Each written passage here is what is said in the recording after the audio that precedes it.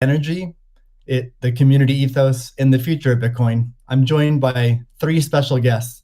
The first is Cathie Wood, founder, CEO, and CIO of ARK Invest. Next is Elon Musk, techno king of Tesla and chief engineer of SpaceX. And finally, Jack Dorsey, CEO of Square and CEO of Twitter.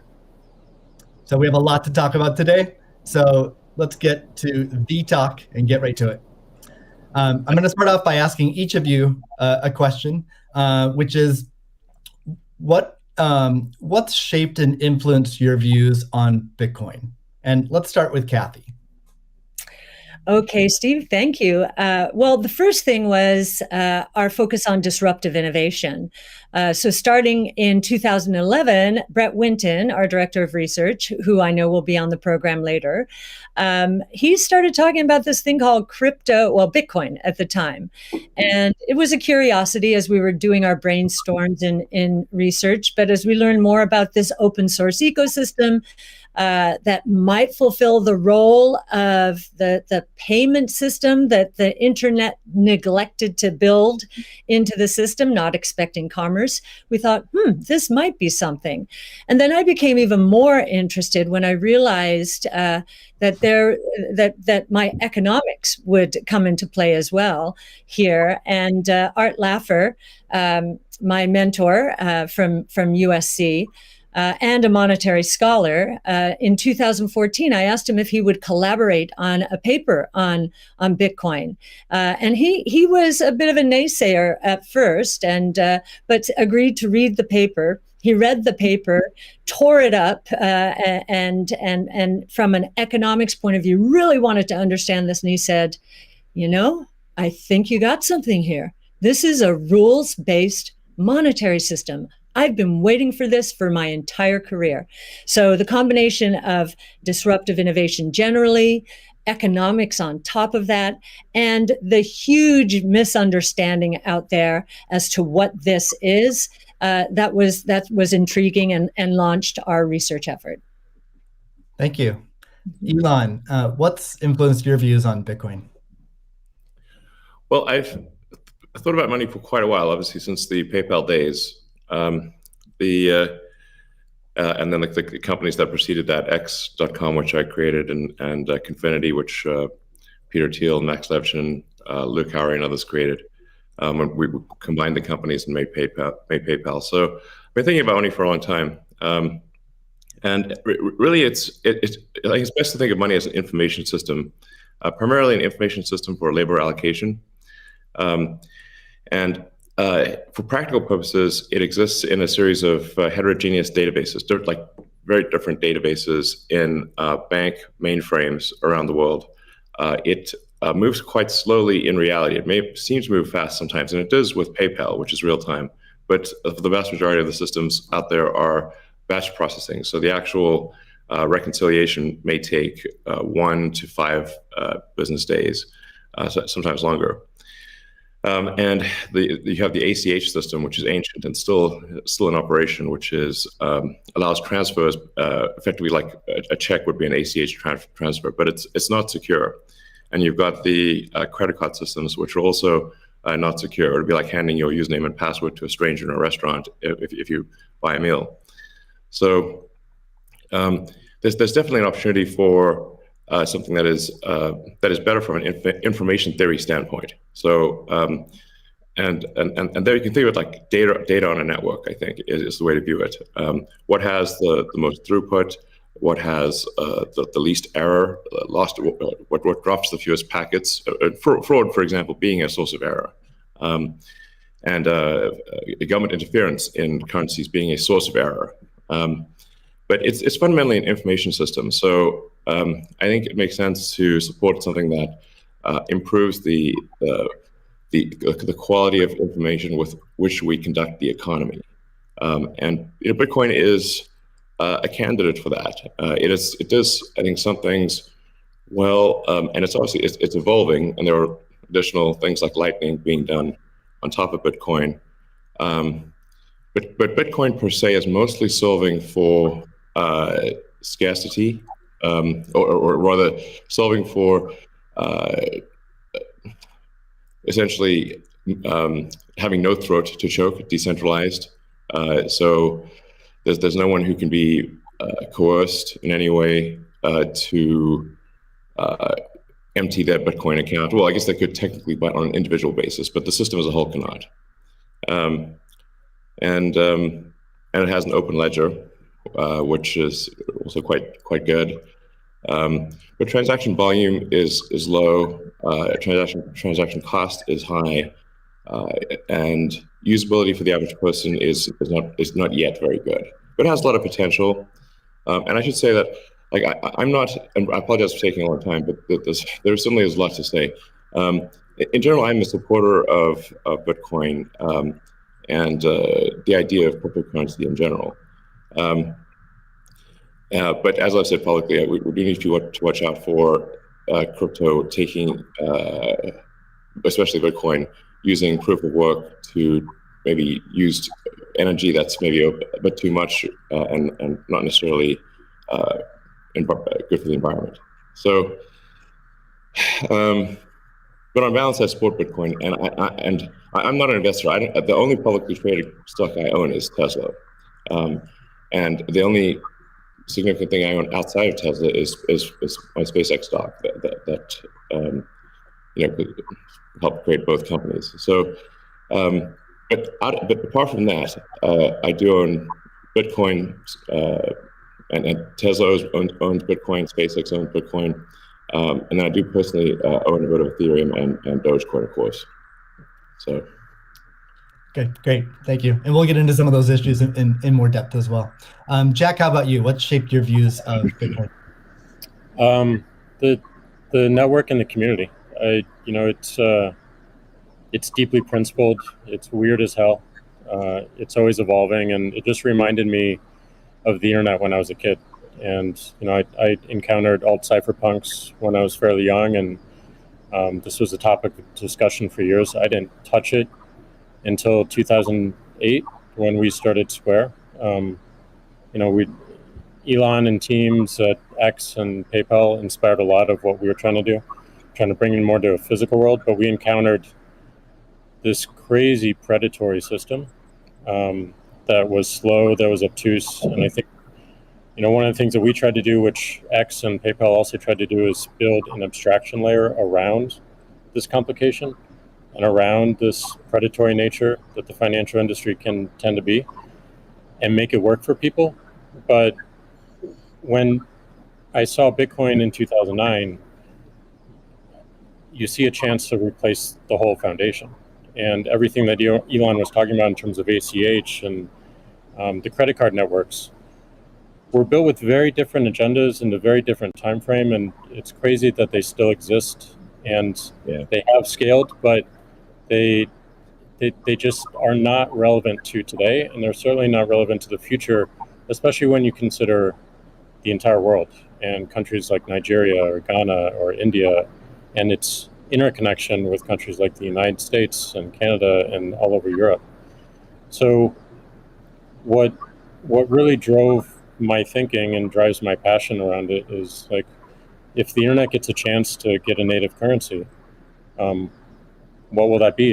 And to me, it's Bitcoin, because of those principles, because of that creation story, because of its resilience, because of the number of tests it's been.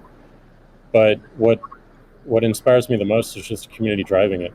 It just reminds me of the early internet. It's the only reason that I have a career, because I learned so much from people like who are building Bitcoin today, and I continue to learn in that sense, and I'm so grateful for it.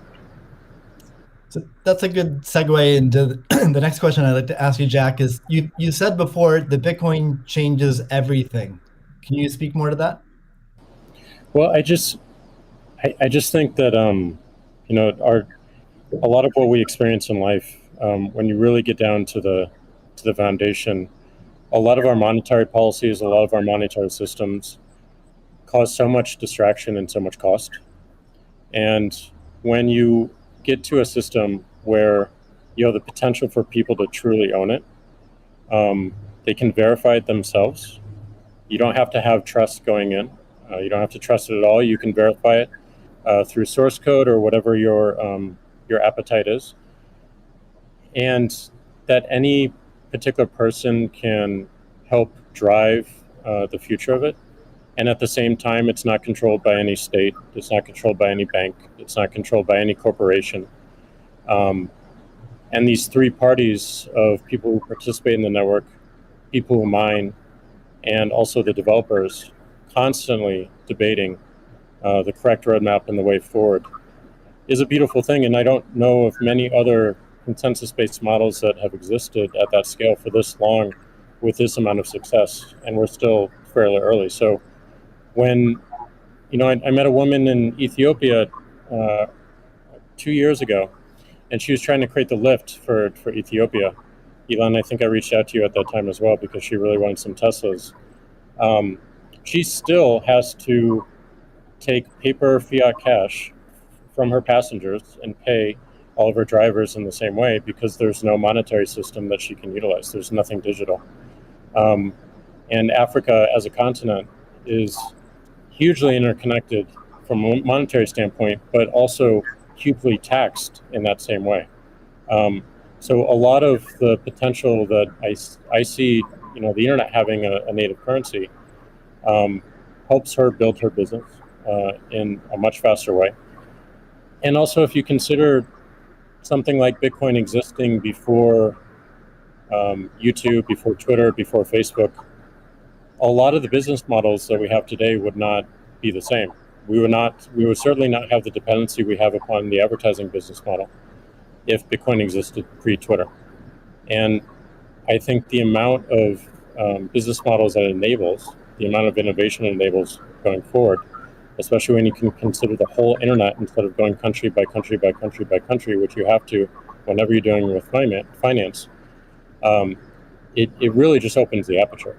And that is what I want to see in my lifetime is a currency that is standard and sound for the internet that everyone can use. Great. A hallmark of Bitcoin is its fixed supply of 21 million coins. Elon referenced that earlier. It may be the first system that humans have created that humans cannot later change. Kathy, I'm curious, with your background in monetary history and macroeconomics, what are your thoughts on that type of system? Oh, well, I'll recount the story about Art Laffer and our going through the paper. And he said, as I said, first rules-based monetary system, global, ever. This is a very big idea. Once we had convinced him of the ecosystem itself. Now, this is the role that it's playing, given that the rule is a quantity rule, that 21 million units, is really a store of value role. So there are three roles of money. Store of value, very important. The means of exchange, so for transactions, and the unit of account. Every good priced in terms of whatever the unit is. So store of value is its primary use right now. The others exist. Unit of account, reserve currency of the crypto asset ecosystem. That's being seeded a little bit towards stable coins right now. But the store of value is a very big role. And means of exchange with apps built on top of the Bitcoin blockchain, we think is going to become more of a reality. Right now, high value transactions take place over Bitcoin, and that is a very useful role. So we look at those, and I remember saying to Art, "How big could this be?" And he said, "Well, how big is the U.S. monetary base?" Well, today it's $8 trillion. $8 trillion. At the time we were talking, it was $4 trillion. So we've gone through another crisis since then. And so this store of value, this idea that purchasing power will go up over time if demand rises relative to supply. Supply ultimately fixed at 21 million units. That's a very good thing. Purchasing power going up globally around the world. And this idea that it's a hedge against confiscation of wealth. And that can take place in a myriad of ways. But inflation, and especially hyperinflation in emerging markets, is the primary way. Talk about destroying purchasing power. So that's a very big idea. And I'll also mention deflation. In some ways, it's a hedge against deflation. I know some people are confused that we at ARC think that we're in a deflationary environment here in the United States. If that is true, the odds of a hyperinflation in the rest of the world, especially in emerging markets, is also true. So, but this deflation, and we learned from 0809, there's counterparty risk associated with deflation. And I think Bitcoin would be a hedge against that eventuality as well. So it's a very big idea. Right. I suspect among us, there's not a lot of debate about Bitcoin's potential as a store of value. But Jack, you referenced earlier it being or becoming the native currency of the internet. Can you speak more to that, and also how it relates to maybe how institutions think about it? Yeah, I mean, like just simple example. If I happen to be in Ghana and my family is in Nigeria, currently I can take anywhere from and I need to send money back, anywhere from 10 to 30% off the top just to send that money back. Whereas if you just focus on the worldwide remittance problem, Bitcoin solves so many of those problems today instantly without having to go through any intermediaries or any slowness or complicated systems that a corporation or a state created. So I think having sound money that is separate from the state is the idea. Having it completely verifiable by everyone, including the state, including corporations, including individuals, including developers who want to build on top of it, is quite powerful, and that's what keeps it secure and strong. And I think that's we need more of that, which is why one of the reasons why this conversation is so important is as entities come into the space, it's not just buying an asset and holding on to an asset and treating it as an investment. There's something special that created this, and something precious and something very unique, which has to be protected, and we need to do whatever we can to help that thrive as well. Elon, I'm curious your opinion on this. You mentioned earlier about Bitcoin's throughput, or the importance of throughput, maybe some concerns around Bitcoin. Can you speak? Do you think Bitcoin can become peer-to-peer cash? Well, Bitcoin does have a fundamental scarcity limit at the base layer that's designed in. That doesn't mean you can't have some layer 2 system in theory like Lightning. And I understand Lightning is doing well in some small countries. There's some question mark as to whether you need a money transmitter license. Just a debate as to whether that's needed, given that it is not open ledger. So that's a whole separate debate, of course. But Bitcoin by itself simply cannot scale to be the monetary system for the world at base layer. But with a second layer, this is possible depending upon how that second layer is implemented. That's part of why I think there may be some merit to something that may seem silly, like Ethereum, like Dogecoin. I think Ethereum also, like I said, the three things I own outside of SpaceX and Tesla, and obviously it's a Neuralink and Boring Company, but of any significance are Bitcoin by far, and then some Ethereum and some Doge. So if the price of Bitcoin goes down, I lose money. I'm not sort of I might pump, but I don't dump. It's not a case of. I definitely do not believe in getting the price high and selling or anything like that. And I would like to see Bitcoin succeed. I think there's some merit to. This is not a slam on Bitcoin. There's some merit to considering something that has a higher max transaction rate and a lower transaction cost, and kind of seeing how far you could take a single layer network where the exchanges act as a de facto second layer. I think you can probably take that further than people realize. And as bandwidth increases over time, latency decreases. SpaceX's Starlink is actually playing a role in this. And I think long-term, people will probably have access to worldwide access to gigabit level connectivity at low latency, and so at low cost. And so then your base layer could do a lot of transactions if you take that into account.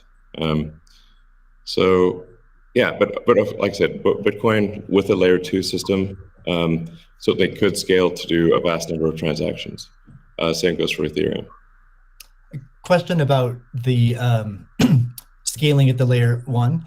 The concern from the past 5 years of debate in the Bitcoin community is that would sacrifice too much decentralization and hurt the censorship-resistant properties of Bitcoin. I'm curious if what are your thoughts on that? Are you sensitive to that? And are you concerned about losing some of the special properties of Bitcoin or another cryptocurrency by scaling at layer 1? Yeah, I mean, these things are helpful to use the physics tools of thinking and say, scale up, scale down, and see if it still makes sense. So if scaling up the transaction block doesn't make sense, why don't you scale it down?